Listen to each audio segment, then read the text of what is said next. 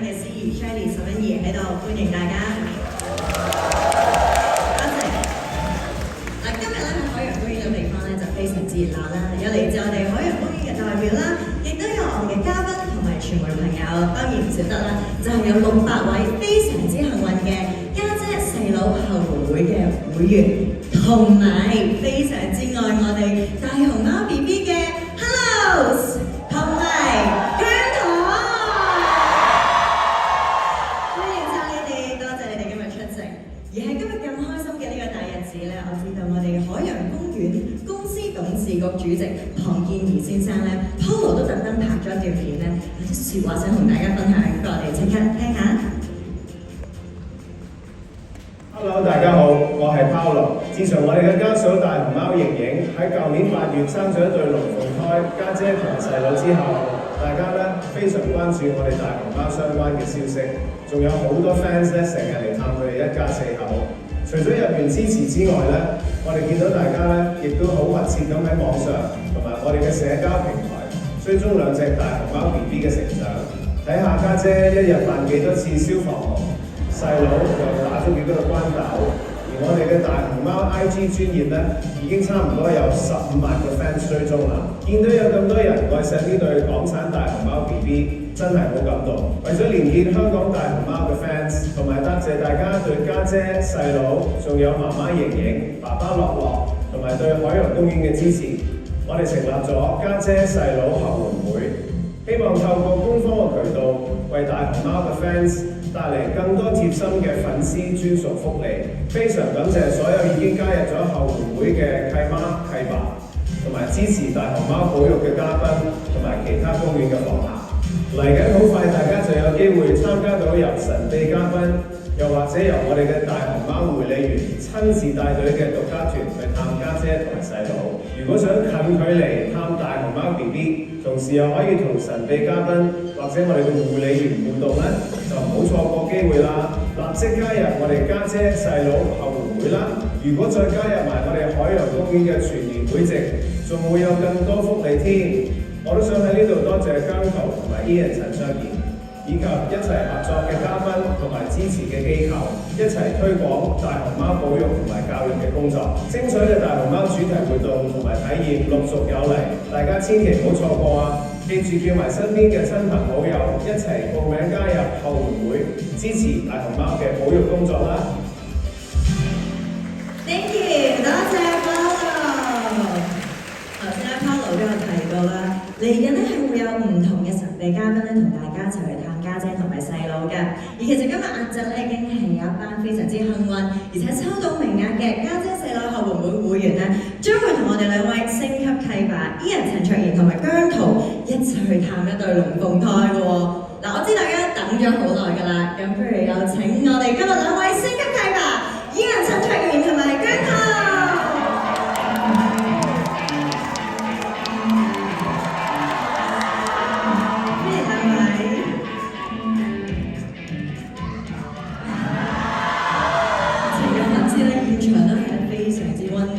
我哋不如問下2位啊，聽過你哋2位咧最近頻頻入嚟海洋公園啦，就係做契爸呢個角色。咁其實入嚟嘅時候做咗啲乜嘢咧？係，大家好，我係姜濤。係啦，我好開心啦，係啦，今次有呢個機會去做家姐細佬嘅契爸。我覺得每一次入嚟即係都係見到熊貓係真係好開心嘅，因為真係。我覺得自己即係有好多地方同貓似，我覺得邊度似就唔講啦。即係我覺得中意瞓覺啊，中意食嘢啊，所以每一次睇到佢哋，我都覺得我都想即係下世都做熊貓，可以俾海洋公園咁多位工作人員咁細心地照顧嘅，係好幸福嘅一件事。咁啲人咧？係 ，hello 大家好，我係Ian。我哋嚟咗幾次啦，即係主要係學習下有關於保育大熊貓嘅一啲日常要點樣做啊，即係當中亦都上次有學過啊，佢哋喺即係細個啲嘅時期食嘅嘢係啲乜嘢咁樣。嗱，講到細個啲食嘅嘢咧，即係我聽講你哋係學過點樣準備大熊貓 BB 飲嘅奶喎，個過程係點嘅咧？冇錯，個過程我哋都幾緊張，因為係要好準確嘅。氛然後我唔講佢哋食啲乜嘢啦，因為聽講係一個秘方嚟嘅。咁但係就要好小心去量過晒每一樣嘢咁樣先俾佢食。你哋兩位契爸都係全方位咁樣保護我哋兩位大熊貓 BB 嘅。咁我哋咧即係今次其實都見咗幾次啦，家姐同埋細佬咧，其實兩位有冇話偏心邊個多啲㗎？冇話偏心邊個嘅，係啦。我覺得不過家姐細佬嘅性格係真係都即係佢哋都有佢哋各自嘅一個習性，即係一個就好動啲，一個就叫做冷靜派。咁我覺得係某程度，我覺得我同啲人都係呢種感覺。我係屬於比較文靜。你覺得你係家姐定細佬？文靜啲咯。文靜佬啊！我想依然就係好動派，就係細佬。而家爭做啦，係咪？咁但係頭先我知道咧，好多眼利嘅觀眾咧，睇到佢哋同一啲熊貓好可愛嘅活動之外咧，其實仲有咧就係錄音室同埋歌詞啦。因為其實兩位都特登送咗一首歌俾家姐同埋細佬嘅，係咪？係因為知道有家姐細佬學會啦，同埋我哋又有幸可以成為個家姐細佬嘅星級契爸，咁所以我哋就送咗一隻歌俾佢哋嘅。咁呢隻歌就係、寫呢隻歌嘅時候就係想好歡樂啦，好開心啦，即係大家睇到大熊貓嘅片段或者見到佢哋嘅時候都不其然咁樣喺嘴角上揚嘅，咁所以就有一種咁嘅感覺，所以就做咗一隻好輕快嘅歌送俾佢哋。嗱，今次我知道依然係有緊創作㗎啦，有冇喺創作過程中發生啲咩趣事，或者寫嘅時候係諗住啲乜嘢方向？寫嘅時候就係諗住家姐細佬啦，咁係主要同埋你，係都好懷舊。同埋因為我哋兩個同台唱歌比較少嘅，咁所以今次就一舉幾得啦，即係除咗可以送份禮物俾家姐細佬，咁我哋又可以同台演唱。咁然後第三就係亦都可以透過音樂，即係希望大家可以多啲支持，即係保育大熊貓嘅工作。我相信大家咧都一定會不停 replay、不停 loop 嘅。咁頭先你講到好少合作啦，都問下姜濤啦，歌與弟呢個組合咧，我知道好多人等緊㗎啦。其實你今次合作嘅感受係點咧，姜濤？係，我覺得我都真係同啲人係有一段時間冇一齊同台表演過，即係除咗邊個團體之外，所以好開心。同埋當聽到話有機會可以唱到啲人寫嘅歌，都好開心。我覺得成件事無論對於我哋兩個人講，對於今次呢件事，我覺得真係有好大意義，所以我係好興奮成日唱俾大家聽。我相信對於在場所有人嚟講都係好開心嘅一件事，大家都期待咗非常非常之耐。頭先姜濤都講咗啦，因為咧咁多位 fans 都好想聽到你哋現場版嘅家姐細佬後援會主題曲，咁事不宜遲，我將個舞台交俾你哋啦。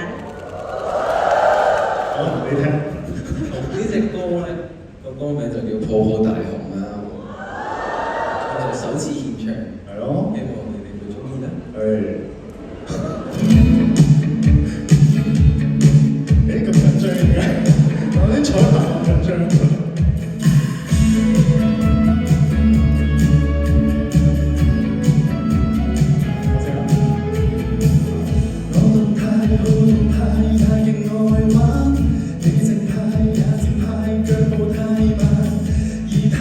將我古怪似你，在相處相愛多一些，會習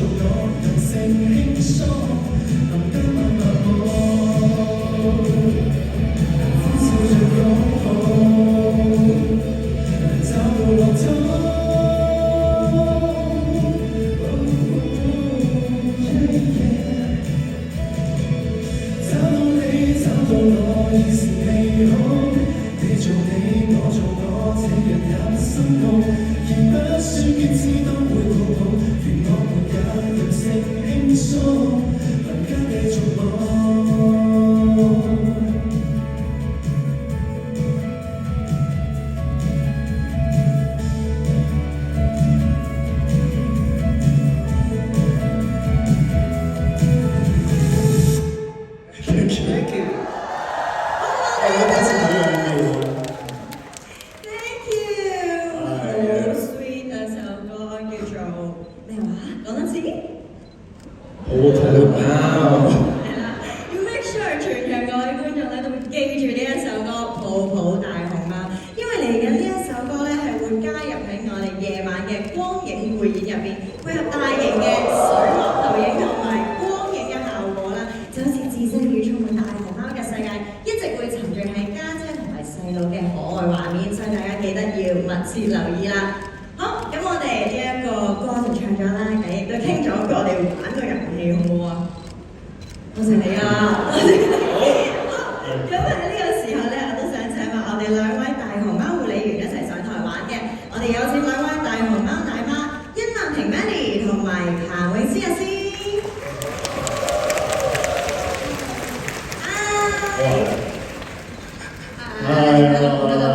歡迎兩位。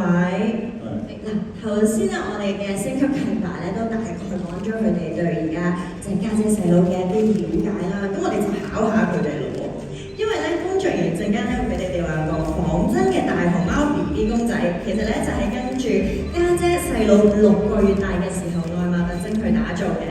俾兩位摸一摸，掂一掂，睇下你哋覺得呢個公仔嘅重量係大概幾重咧？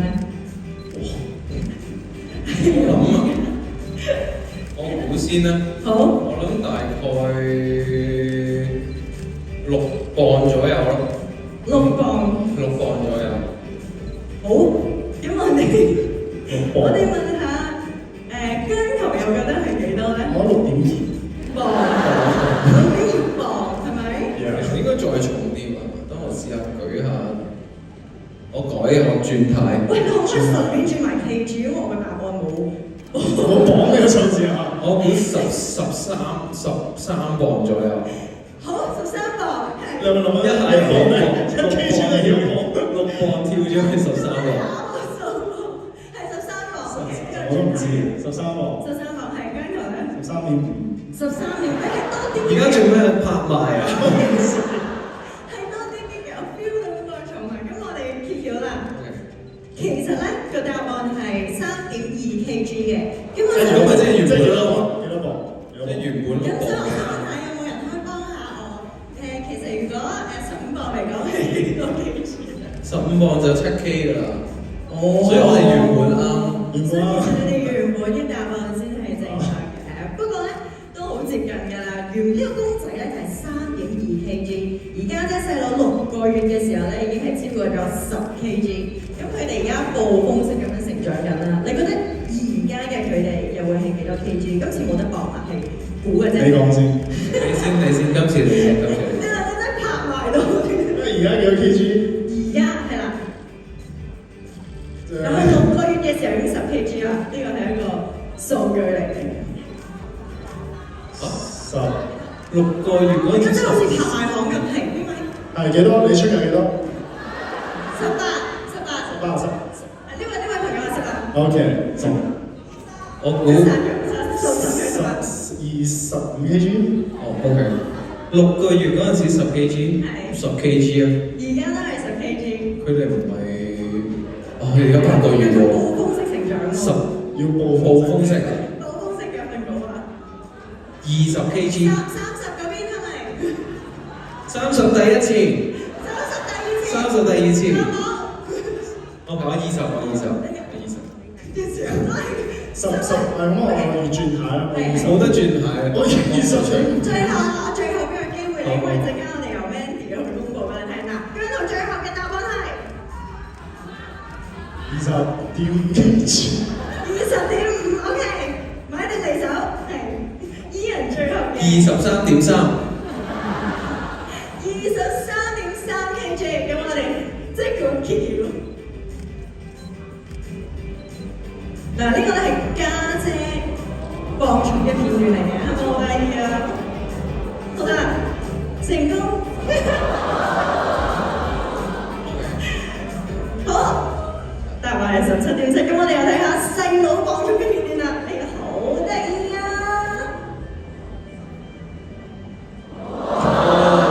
頭先好接近啊，有位觀眾非常接近。好，不如我哋由 Mandy 去概括一下，再總結一次佢哋嘅體重係幾多咧？冇問題啊！咁其實而家家姐細佬嘅體重咧，佢哋就大概18公斤左右嘅。咁就好似頭先嗰個片段咁樣啦。咁其實就係我哋近期幫家姐細佬磅重嘅時候嘅一個畫面嚟嘅。咁咧佢哋就家姐就17.7啦，咁細佬就18.5公斤咁樣咯。咁不過佢哋嘅體重咧都會有啲浮動嘅，係啦。咁都係正常嘅。水腫因為。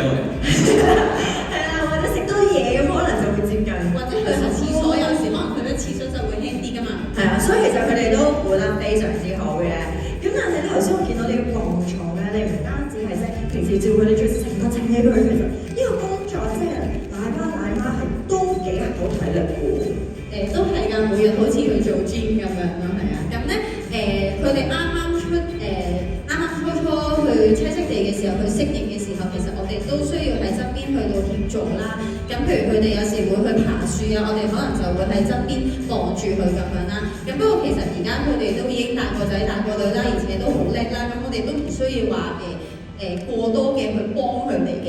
咁不過可能大家都會留意到啦，近期嚟我哋嘅展館睇嘅時候咧，就會見到可能佢盈盈係啦，會成日喺棵樹度咧推啊家姐落細佬落地下啦，又或者係拉佢咁樣啦。咁咧其實呢個咧唔係佢錫佢嘅仔女喎，只不過咧喺大熊貓嘅一個成長嘅過程咧，其實大熊貓媽媽咧係會去訓練下佢哋嘅仔女啦，點樣喺個樹上面啊一啲高嘅位置咧跌落地下唔會受傷咁樣咯。咁其實呢個都係一個學習嘅過程嚟嘅。我哋今日又學到多啲關於熊貓嘅習性啦。好，頭先嘅呢一個拍賣遊戲咧，我哋就玩完啦，我哋再玩下一個遊戲。呢個遊戲咧就係希望俾幾張圖兩位睇翻睇下，睇下佢哋會唔會認到係咩嚟嘅。首先咧會係呢一張圖，公園咧就有6隻大熊貓嘅，有盈盈啦、樂樂啦、家姐、細佬，仲有安安同埋可可。請問靠呢個圖片，你哋估唔估到係邊一隻咧？喺嗰張圖係咁㗎，我今日香嘅時候都係一樣嘅。呢張就係嗰張圖。就係嗰度。我估係估一隻。係6隻大熊貓其中一隻。嚇？我估係盈盈有咯。啲蠱惑嘅。我估盈盈。你估盈盈？我都估盈盈。其實佢俾佢估住我，呢個真係遊戲嚟嘅。我哋俾多啲 hint， 我哋俾多啲 hint， 唔好咁樣，我哋真係要俾佢估。哦，咁樣清楚好多。係啦，係有黑白色嘅。你講我都係估盈盈啊。盈盈，好。咦，唔係喎，我估細佬。我估家姐咯。我估細佬，我估細佬。點解會令你轉態？我想問你邊忽？因為我隱約見到好似有少少粉紅色，因為細佬身上係有嗰個粉紅色嘅標記。係咁，你估細佬係嘛？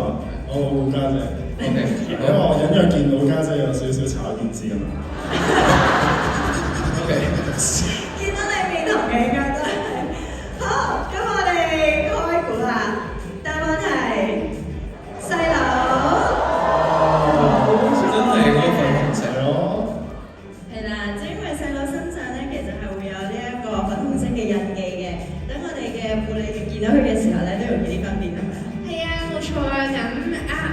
犀利啦！依人啱啱都睇到嗰個紫色嘅標記啦。咁其實咧，我哋護理嘅團隊咧會喺細佬嘅身上面啦，喺頸後面同埋 pat pat 嘅位置咧加咗呢個紫色嘅標記喎。咁因為咧，我哋日常咧會做好多觀察同埋記錄嘅。咁咧呢個紫色嘅標記咧就可以令到我哋更加容易咁一眼睇得出係家姐定細佬啦。咁都要觀察埋佢有冇飲到媽媽嘅母乳咁樣嘅喎。係啦，咁其實咧家姐咧都會有一啲特徵可以俾我哋分辨到嘅。咁就例如啦，佢嘅眼尾咧有少少翹起啦，就好似鳳眼咁樣嘅喎。咁另外咧，家姐嘅尾巴咧，佢都有少少黑色嘅毛髮仲喺度㗎。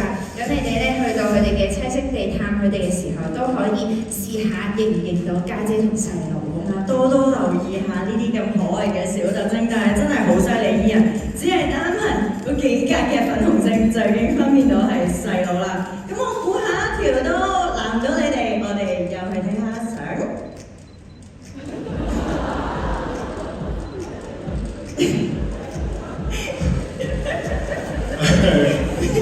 我估盈盈啊，佢今次唔係六隻大熊貓，因為呢個顏色睇落去成熟啲啊，大個啲。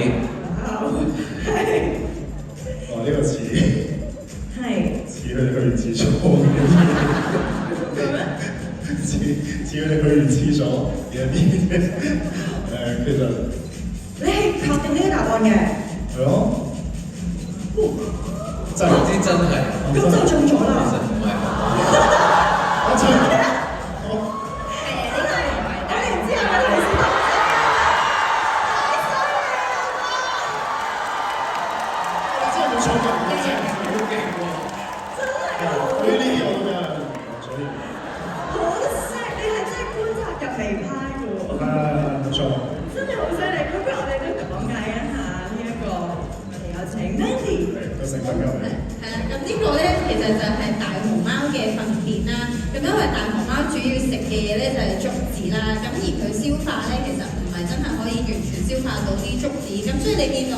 嗰個糞便啦，都主要係一啲竹子嘅咬完啊碎咗嘅嘢咁樣咯。咁其實咧，主要入邊嘅成分都係一啲纖維啦。咁所以其實如果我哋消毒過之後咧，都可以將佢哋再做紙咁樣嘅。咁所以其實我哋公園而家都會有個工作坊啦，咁就叫大熊貓便利紙工作坊啦。咁就係可以去遊客可以去近距離去觀察呢啲便便啦，了解到大熊貓嘅一啲習性啦，咁亦都可以係啦，知道下究竟大熊貓嘅糞便係點樣，咁然後亦都可以學到多啲保育嘅資訊咁樣咯，又可以一齊整下一啲嘅再造紙咁樣。冇錯，我真係覺得好犀利，兩位真係聲音契埋揀得非常好，都係非常之觀察入微同細心，根本唔需要俾下一張相嘅。咁第三張相都難唔到你哋啦啩，今次。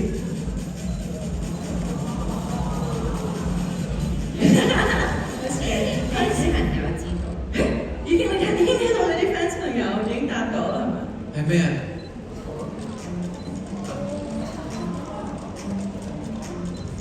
呢個係咩？佢玩嘅嗰個波，第一次。好啦，我哋估呢個啦就，佢嘅玩具。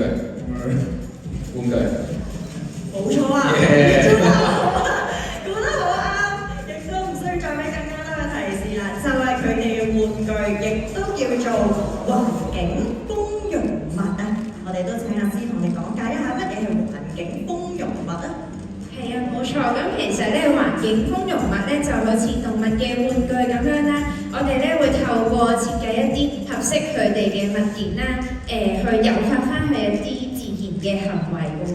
咁例如咧，大家都一定見過咧，我哋有一個千秋啦，家姐細路都非常之中意嘅，同埋呢個古靈咁樣啦，咁佢哋其實都非常之中意去同佢互動啦。咁喺呢啲互動嘅過程咧，就可以訓練到佢哋一啲肌肉嘅發展啦，同埋都令到佢哋身心更加健康嘅。咁不過咧，隨住佢哋年紀越嚟越大嘅時候咧，佢哋個咬合力會非常之犀利嘅。咁嗰陣時咧，我哋就會需要運用多一啲有堅固啲嘅物料啦，去製造一啲唔同嘅環境豐容物俾佢哋咯。係啦，咁到時可能咧，大家又會見到一啲新嘅唔同嘅環境豐容物啦。係，我都非常之驚訝，哇！現場嘅朋友係可以一睇嗰兩個顏色就估到而家係家姐細佬玩緊嘅玩具，即係平時都係咧對佢哋非常之關注、非常之留意，好多關愛喺上面嘅。咁講到環境豐容物啦，不如今日有請4位承擔一個新嘅環境豐容物俾我哋家姐細佬一齊，等佢之後可以用新嘅玩具玩。咁我哋今日我哋嘅工作人員。今次我哋要整嘅咧，呢個就係個非常之得意嘅毛巾兔仔啊！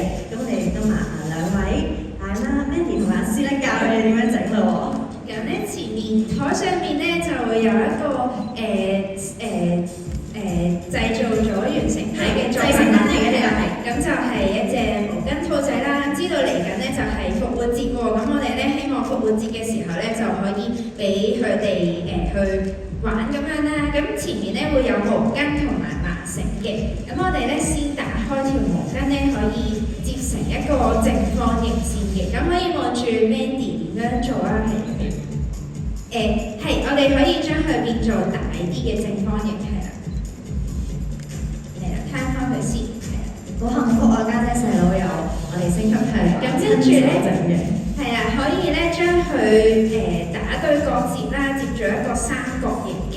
咁對角接嘅時候咧，要留意啦，兩個尖尖嘅位咧就係佢嘅耳仔嚟嘅，咁所以咧就唔好接得太整齊啦。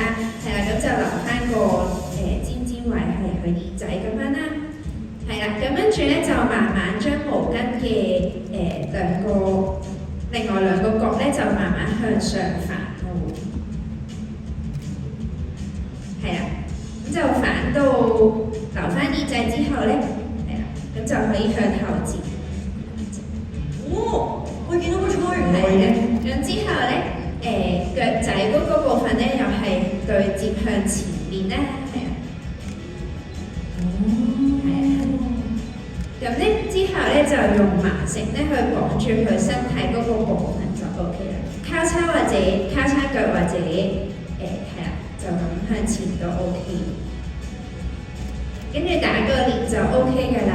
咁平時咧，我哋整呢啲環境豐容物嘅時候咧，就會用一啲帽啦、冰帽啦，或者係一啲繩去固定佢嘅。咁呢一個兔仔咧，我哋今次就會將佢雪入雪櫃啦，跟住噴一啲水，等佢雪實咗嘅時候咧，就會固定咗啦。咁條麻繩咧就可以掹翻走。咁因為麻繩啦，我哋唔想佢唔食到呢條繩喎，咁所以咧到時都會拎走佢嘅，係啦。咁就完成咗啦。咁不如請啲人同埋間學攞住你哋可愛嘅兔仔毛巾影翻一相啦。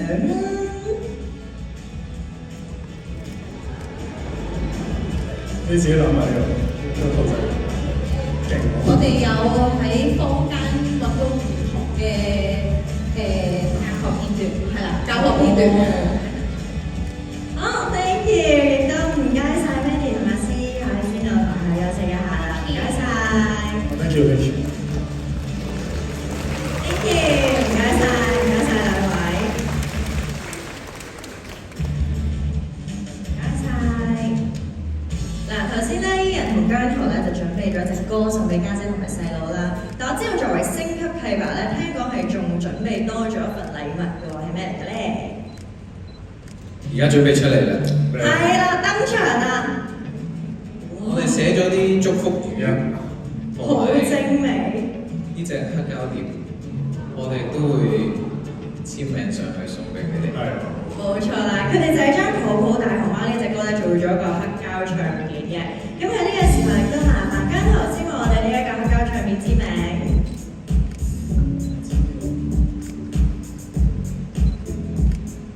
好，亦都麻煩伊人幫我哋簽名。Thank you。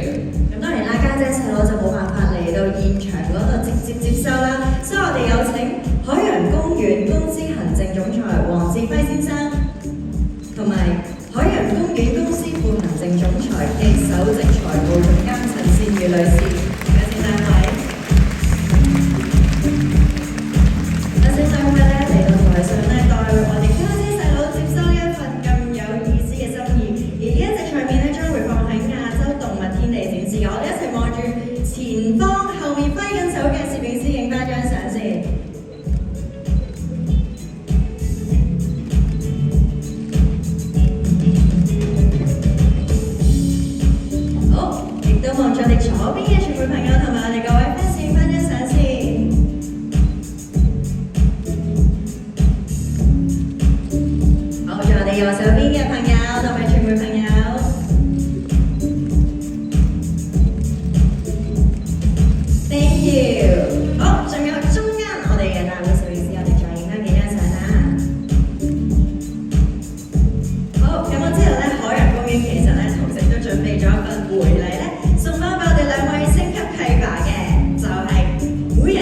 升級契約勳章，同埋咧含有 Ian 同埋姜濤名嘅銀色哨子。喺呢個時候咧，麻煩 Ivan 同埋 Eason 咧將呢份禮物送俾兩位，同時亦都再影多張合照，我哋望住你後面嘅傳媒朋友同埋相機。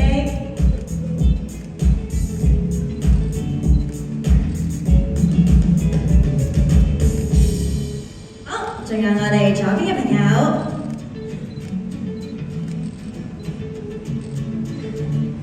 好，仲有我哋右邊嘅朋友。最後，我哋前面嘅大會攝影師。Thank you, thank you。其實呢一個哨子咧係非常之有意義，因為同我哋護理員用嘅係一模一樣。咁呢個顏色哨子咧就係護理員同大熊貓溝通嘅時候咧，或者做訓練嘅時候咧就會用到嘅。團隊希望送呢個哨子俾兩位，就係等於兩位正式榮升做家姐細佬嘅升級契爸。好。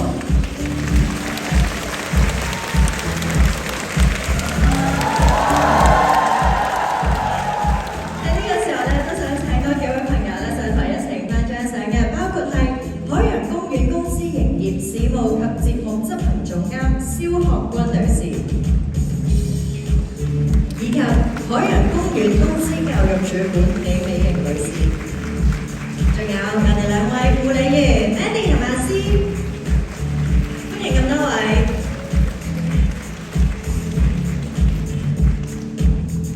好，我哋都係望住最後面嘅各位傳媒朋友同埋攝影師影翻張相先，係啦，拍緊相嘅。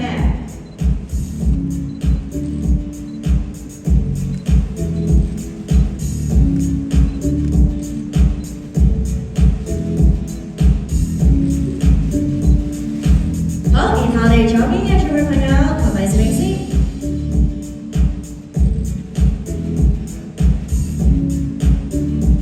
好，仲有我哋右邊嘅各位傳媒朋友同埋朋友仔，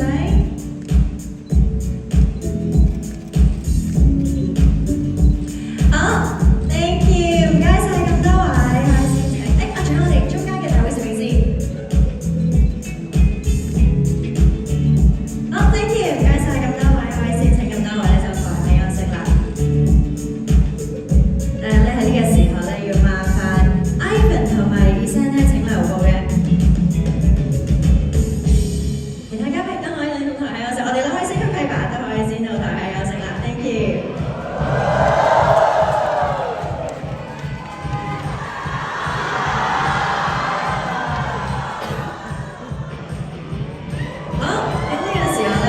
重要嘅儀式咧都要發生嘅，因為除咗兩位升級契爸送禮物之外咧，陳卓賢國際歌迷會同埋姜濤香港後援會都分別捐出港幣38萬，即係合共76萬俾海洋公園公司。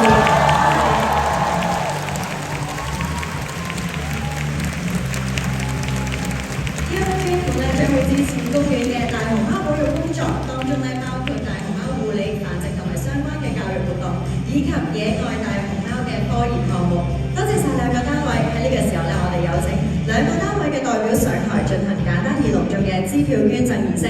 首先有請陳卓賢國際歌迷會代表上台，有請。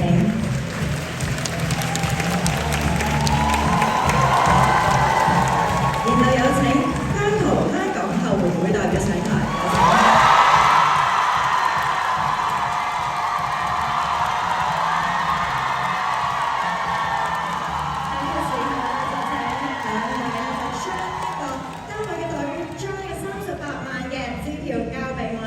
海洋公園公司，多謝兩個單位，再一次多謝你哋，多謝在場每一位。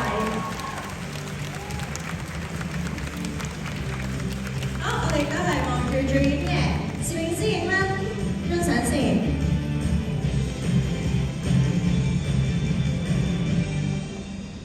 好，仲有我哋左邊嘅朋友仔。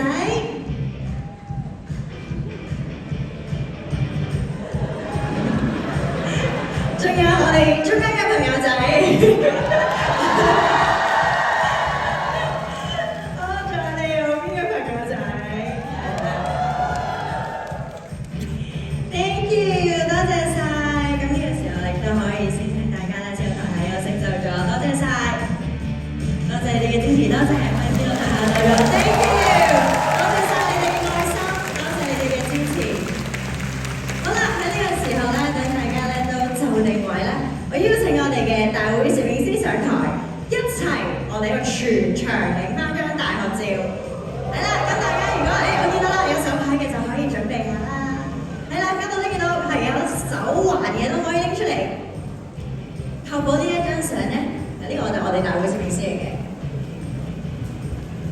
我估呢一張相最靚，係啦，俾啲時間大家準備下先，因為我哋現場咧都要少少時間去準備嘅。哇！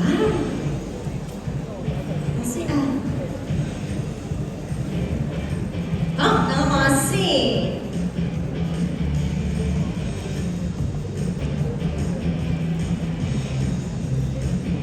好，係咪都準備得差唔多咧？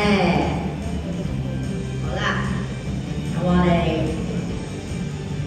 我哋個 banner 好，我望住我呢邊嘅大會攝影師，係啦，歡迎晒我呢度，好，1、2、3，笑，好，我哋影咗幾張 ，thank you，好，仲有我身邊嘅傳媒朋友，好，可以揮下手啦。咁有意義嘅事情，記錄低呢一個咁珍貴嘅一刻。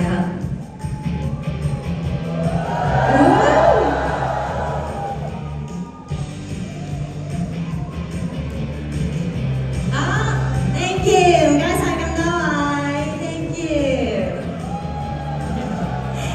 you， 辛苦晒大家 ，Thank you， 多謝晒你哋嘅合作。喺呢度咧，我哋家姐細佬後援會嘅成立典禮咧就要會結束啦。再一次多謝咁多位嘅出席，同我哋見證咗呢個咁重要嘅時刻。跟住落嚟咧，我哋請伊人同埋姜濤咧先到後台可以稍作休息嘅。係啦，咁而我哋咧呢一個娛樂版嘅記者咧，可以先到投上咗呢一個訪問嘅環節。有需要嘅港聞版記者咧，陣間可以跟隨我哋公關公司啦，先到呢一個同安會嗰度做之後嘅採訪㗎。而其他家姐細佬後援會嘅會員同埋我哋今日各位嘅嘉賓咧，就可以喺左手邊嘅門口嗰度慢慢離開，好好咁樣享受我哋今日嘅海洋公園。記得7點有特別嘅燈光匯演，唔好錯過。